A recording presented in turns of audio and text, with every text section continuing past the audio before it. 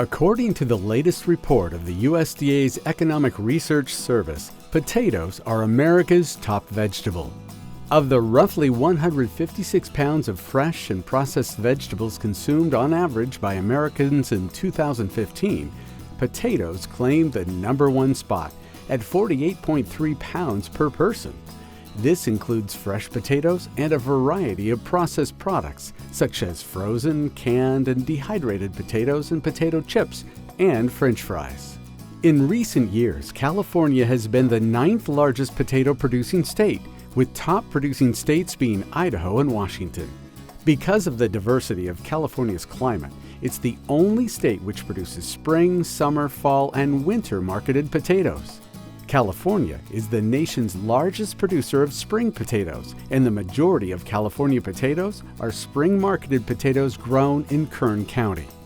Kern County potatoes are normally grown on sandy soils and are planted in February and harvested in June. The Tule Lake region of Siskiyou and Modoc counties produces fall potatoes, mainly russets, which are planted in May and harvested in September or October. This video provides information on how potatoes in the Tule Lake region are grown. More and more people are going away from the farms, and so we're to be able to feed the world, we need more and more farmers. So we're actually getting less farmers, so it's getting to be more challenging to get new young people to come and farm. And farming is a pretty rewarding occupation, really. You got a different job, different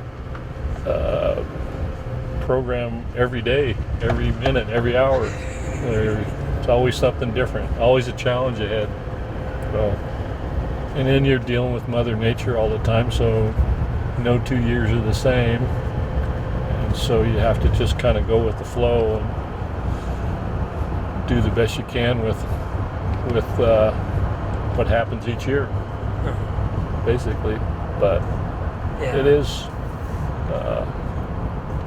farming too is a rural experience, really. You know, everybody knows everybody around this basin. You know, there's 3 towns here, and they're all about 500 people in the town, but then you have a lot of people in the rural area that make up, and it's a pretty good community. It's always been a really tight community.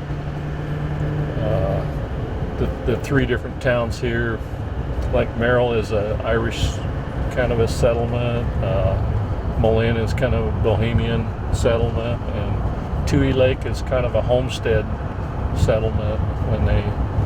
What they did is they let veterans of World War I and World War II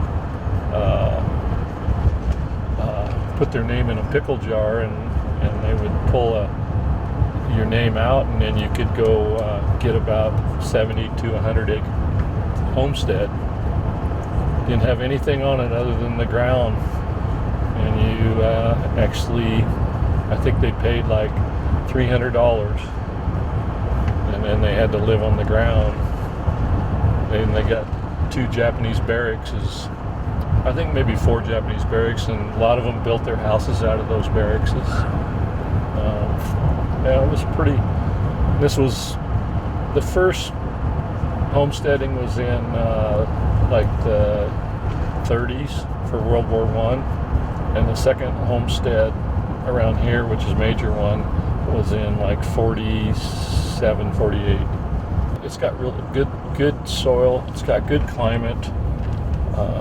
Doesn't have very many disease factors because we're high desert climate with less than 10 inches of rainfall a year. So our pest pressures are, we don't have a lot of bugs. We don't have a lot of blights, funguses. We have a little bit of nematode problem in the soils.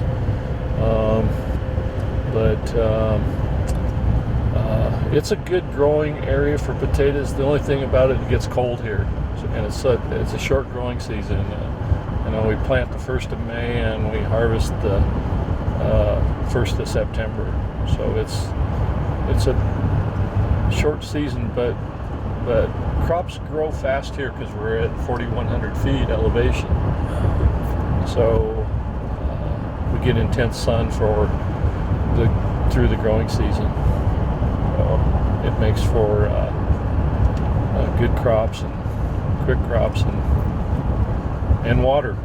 We have a big lake, Upper Klamath Lake, that holds about 700,000 acre feet of water, and then it refills 2 to 3 times a year. So there's a lot of water. Agricultural right now uses about 300,000 acre feet, and so most of the rest of the water goes for environmental. We have endangered suckerfish in the lake, and we have endangered salmon downstream. So it's been competing interests in the Klamath Basin for 20 years. Fresh market potatoes is a challenging business. There's no question about it. Crop rotation is important to potato production. Most Tule Lake potato farmers grow potatoes in rotation with crops such as alfalfa hay, small grains, and recently onions and garlic. We rotate. What we do is we'll put them in hay for sometimes as few as 5 years, but we try to go at least 10 years on a field in alfalfa. And then we will come out of hay and go straight into potatoes the next year. Some guys don't do that. They want to go a year of grain just to get rid of the roots, but it doesn't seem to bother us too bad. And then after the spuds, we'll go a year of grain. So this field here was in potatoes last year.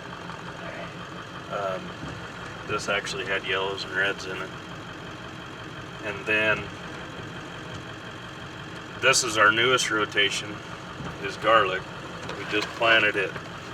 This is our first crop of garlic we've ever raised.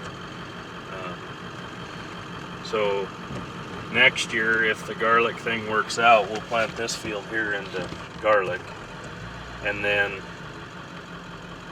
we'll go probably straight back into hay. Okay, so potatoes are once out of many years. Yeah, we don't. Yeah, you want to let the ground rest with the potatoes. They use a lot. We leave a lot of extra in the ground. A lot of N is left over in the fresh market potatoes. The chipper potatoes, those guys, they don't leave much in this in the way of nitrogen left in the soil. So we're preparing the ground for potatoes. So this machine here is called a rotor tiller type. It's got blades on it, and it chews up the clods and makes them smaller. You don't want very many clods when you plant potatoes because it can bruise the potatoes. So this machine here, it breaks up the bigger clods into smaller clods. We harvested the wheat here about 3 weeks ago. We watered the ground so it works up better, and then we ran a concert till through it, which has a disc on the front and 2 sets of rippers, and then a disc on the back. And then we're running this machine here now. It's called a spader, and it's kind of like a rototiller, but it incorporates the straw into the ground. Goes about 2 feet deep, 2.5 feet deep, and it leaves the soil, as you can see, it leaves the soil really nice for the winter. This ground here, it's a little heavier ground, so we'll take and make beds up for this ground. So we'll form beds, and then have it ready for planting potatoes in the spring.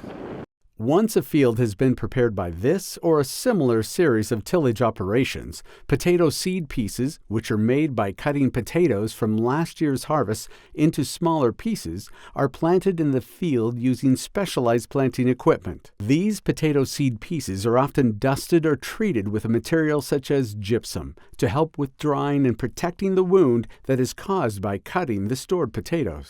We use like a gypsum powder. And then we use a product called Rev. It's an organic product, and we mix it together, and then it sticks on the exposed cut of the potato, and it helps kind of heal that cut part of the potato.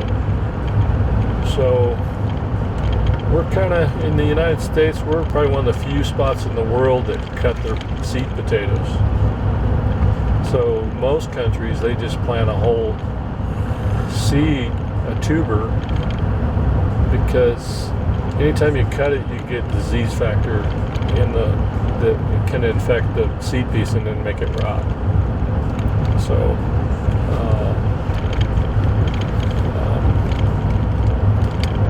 but with that powdering and suberizing, we kind of help heal that cut wound up, keep it from rot. Yeah. It's kind of a key to seed pieces. If you have too wet a soil too, even if you have all the factors of a good seed piece, it'll still rot the seed piece. If we got 2 inches of rain or something and the water stood there for a long time, it would just rot the seed piece. Suberization is the process of wound healing during potato storage, or the sealing off of wounds, cuts, and general skin damage that occurs during storage. The waxy, fatty substance, suberin, is deposited into tuber cells adjacent to a wound, transforming the surface of the damaged area and skin into cork-like tissue.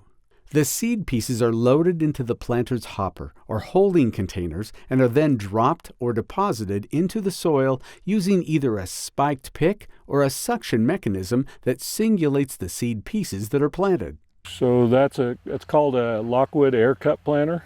So it's got tubes, kind of funnels, and the funnels go down underneath and then pick up the potatoes that they're sucked to the tube, and then they come around. And then when they get to a certain spot, it drops the suction and drops the potato and lets it go down into the chute. And that chute opens up the area for the potato to set. And then coming behind it, it's got discs that cover up the potato. Either down in the moisture, you got to put that seed. There's pretty good moisture there. You want that moisture right around that seed. Then you don't have to water it up. It'll germinate and start making a shoot and with that moisture. Oh, with this warm weather, they'll start sprouting here in another week and a half. Yeah. Usually they'll take it like coming out of the ground. They'll be 2.5, 3 weeks, especially with this warm temperature now. The soil is warmed up to maybe like 55 degrees now. And we're trying to get in that 9 to 10 inch spacing range. So as you can see, we're pretty close. And you don't want skips because you lose yield when you get skips. And you don't want doubles because then you don't get the yield. You get too many smaller tubers. So you want a good accurate spacing like we got right there. We GPS almost, even like the rototiller there, he was using GPS to keep track, and when we were working the ground here, we were using GPS. The more GPS you can use, the less extra ground you have to work, so it saves on man hours, fuel, a little bit of everything. So our whole GPS program is geared for efficiency, driver fatigue. So like these rows, he's using GPS right now to make these beds right here on this flat ground, and so he doesn't have to actually look at a line and try to follow a straight line. The machine does it. So after we plant these potatoes, in about a week or 2 weeks, we'll come through with a cultivator on this particular field. Come through with a cultivator one time, heal them up, lay our solid set pipe out there. And we have to put solid set pipe in Klamath Basin because of our cold temperatures. So almost every, I would say for the last month, it's almost froze every night. This morning was probably the first morning it hasn't frozen in quite a while. So we usually get into the 25 to 32 degrees range at night. So we have to frost protect our potatoes when they come out of the ground, and even during the season, because we can have frost 12 months of the year here. So what we do is we cultivate, we put the pipe out, and then this particular field is a conventional yellow field, and we'll put our herbicides through our chemigation, through our irrigation system. And then we don't touch the field again with any kind of herbicides. It's all taken care of then, as far as that goes. And then we just water it, on a schedule, maybe every 5 days, 5 to 6 days, depends on the soil type and the plant growth and that. So, and then we just try to keep them healthy, and take petiole samples, probably in July, when the plants will be about 2 feet tall and almost covering the rows, and we'll take some petioles to see where the nutrient levels are, and then we can add some nutrients to them as the plant needs them. My concern is I'm about 30 acres behind him with the hillers. I want to get that done so that I can get the pipe crews in here and get the pipe on, because what we'll do next is, once we get the pipe on and flushed out, ready to go, we'll come in and do an aerial application of herbicide. And it's you want to get it before the weeds have started, and as long as then you don't have to worry too much about weeds throughout the year. This is my 45th potato crop in the Klamath Basin. Our family has been growing potatoes here for 85 years. What we did is, last year we were doing the same thing we did this year, and then we grow them, plant them, grow them, harvest them, store them, and then we sell them to different markets. So our organic potatoes go into the organic specialty markets like your Whole Foods and your New Seasons and those specialty Sprouts, those kind of stores. Although the major retailers have a little bit of organics in their stores as well now. So Whole Foods is one of our main customers, and we ship nationwide to them. And then on the conventional side, we actually ship to Walmart distribution centers in California. We ship to the 2 major distribution centers for Walmart in California. So these yellows will be destined for Walmarts, almost all Walmarts in California. So we have, let's see. We do reds, yellows, and whites for Walmart, and they're, of course, they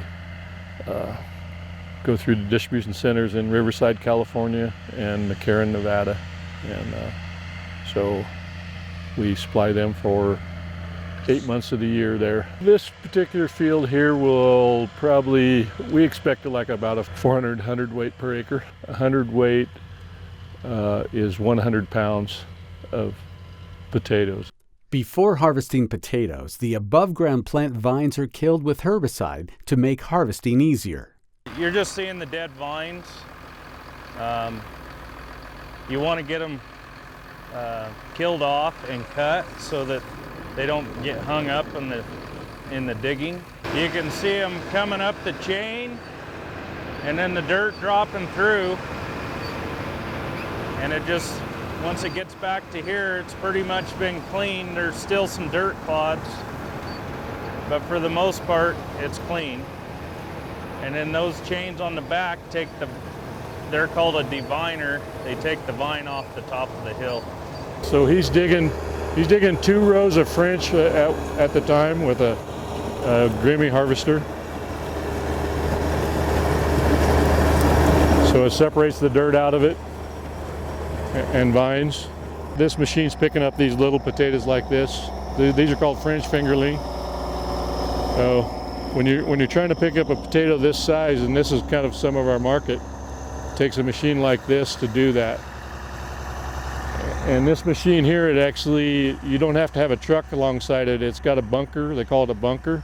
It fills the bunker up, and then when the bunker gets full, then you lift it up and then you put them into the truck. This is kind of more of a European process that they do quite a bit. As far as fingerlings go, you don't yield a lot. We try to shoot for like 300 hundredweight per acre. I think this crop here, these French right now, they're probably doing about 325 hundredweight per acre, so a pretty good crop. And the reason you don't get a big yield because you're trying to keep them small, but we charge a little more for these as compared to like a bigger potato. So these will probably sell for 80 cents a pound compared to like a russet would sell for 12 cents a pound. So these are the standard trailers. That size, the white thing in there, that's the trucks. Look at that, yeah. They're relatively small though, right? Because they're heavy. Yeah, they'll hold about 250 hundredweight or a little bit more. All right. For each truck. So needless to say, that particular digger or harvester is $300,000, probably. This is about 250,000. Oh, wow. Yeah. Marketing is always, it's probably the key. If you're gonna start something, you better find a home to sell it first, because if you just grow it and then try to find a marketing home for it, then it's challenging. So we've kind of went out and beat the brush and tried to find out what the customer wants, how much the customer wants, when the customer wants it, and then try to match our production to the market. We do a bid purchase like 3 months before we start our contract. So it's a little bit tricky because somebody could come in and outbid you too. But we've been pretty fortunate. We've been able to keep that market for like 8 or 10 years now. I can't emphasize enough, if you're just going to grow any kind of crop, you need to work on your market side first. Know where your product's going to go. Try to get a pricing ahead before you plant it, and then you know what you're going to get too. So some of those ideas are kind of critical in the whole scheme of growing crops, is having a home for your product. Of course, harvest this time of year, it's busy. We have 3 different harvesters going, and lots of people, and our potato packing facility is running as well. And so I think for my farm, and we farm 5,000 acres, 1,500 of it's potatoes. So we have a big crew, but to be that kind of size, you have to have good people. We've had people working for us for 45 years. So, it's all about relationship with your people too, but you have to have good people in order to get the work done. We try to do things the right way, and our employees are really good, so they know our program, know how we do things, and they get things done in a timely fashion. So that's probably what we like best about our whole farming crew and family, basically, our farm family. An important aspect of progress in developing and improving potato production systems are the contributions of land-grant university researchers, such as those who work with the University of California's Cooperative Extension. My name is Rob Wilson. I'm the director and advisor at the University of California Intermountain Research and Extension Center in Tule Lake, California. Some of the ways that we contribute to the potato production in the state of California is we do quite a bit of work with variety development. Currently, the University of California does not have a breeding program in potatoes, but we do a lot of cooperation with other breeders in other western states, including Idaho, Colorado, Texas A&M, Oregon, and Washington, and evaluate entries from many different states to see how adapted they are to the California production system. In many cases, we also are looking at ways, if there are varieties that show a lot of promise and potential, looking at ways of managing those varieties to maximize their performance under our local growing conditions. The process of our variety development program starts with getting selections from the breeders, and many times we put those in small replicated trials and look at those over a number of years, look at their yield potential, look at their quality. In our area we grow a lot of fresh market potatoes and specialty potatoes, so if we're growing those for the fresh market, we'll evaluate those on their fresh market characteristics, or if we're growing varieties for processing, we'll make sure that they have good processing characteristics such as fry quality and color and appearance after the processing. So the other thing that we often do is look at their susceptibility to our local pests. We always are looking for varieties that have better pest resistance, especially to some of the devastating diseases like late blight that we have. We're also looking for varieties that have other benefits, such as using less water or less fertility. So after we find varieties that have many positive attributes, we'll often take that to a next step and put those in larger management studies, where we then look at maybe altering things such as seed spacing, looking at different fertilization regimes, and trying to find how to best grow that under our local conditions. In some cases, the way we manage potatoes can be similar to other production regions. In other areas, we've found that we've had to use our own unique conditions to get the maximum performance. Potato producers get information from us from a variety of sources. In most cases, we're providing written reports that include all the information and detailed results that they're able to obtain, and some growers really like to look at those detailed reports. We also have information that comes out in an annual winter potato seminar that we hold each year. Many times we hold that in cooperation with Oregon State, so that we're able to educate the growers throughout the Klamath Basin, as many of our farmers farm on both the California and Oregon side of the line. We also provide information in some of the trade publications, and also have information on our website and blogs. What are some of the things that I'm proud of with regards to potato research? One thing that we've done is I think we've done a good job with managing some of the difficult pests that we have in the area. We've made some advancements in weed control and disease management, which has been good, and right now we're trying to tackle some improvement of controlling damaging nematode pests, especially as fumigants become more restricted and more costly. We're trying to find alternatives, such as some of the new nematicides.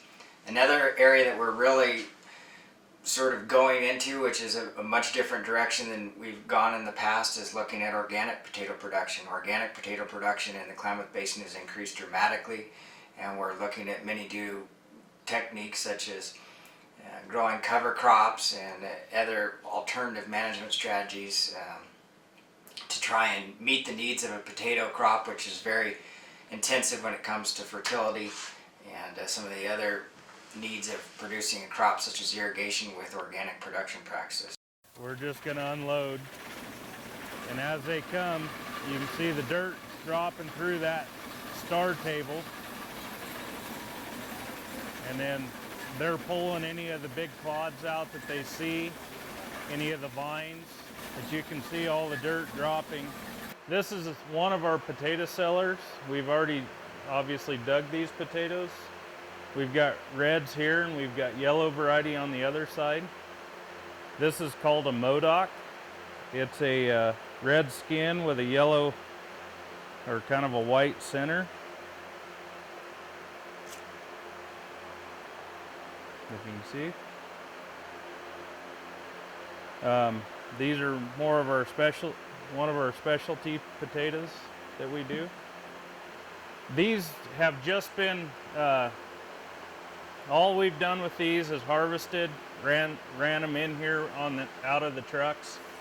These were raised in the sand, so we didn't have near the dirt that we had in that field we were just at. You can see a few vines in the pile, but it's not enough to really hurt us. These boxes underneath are the air vents, and we have big fans in the back of the alley that will blow air up through the pile. And then we got fans moving in the top also. Potatoes are a good crop for this area because it's a very good rotational crop to rotate our ground out. But potatoes are a very high risk crop. You've got a lot of money per acre into them, and you're at the mercy of the fresh market. Some years they're good, some years they're not. And they'll fluctuate throughout the year, just a matter of when you sell them.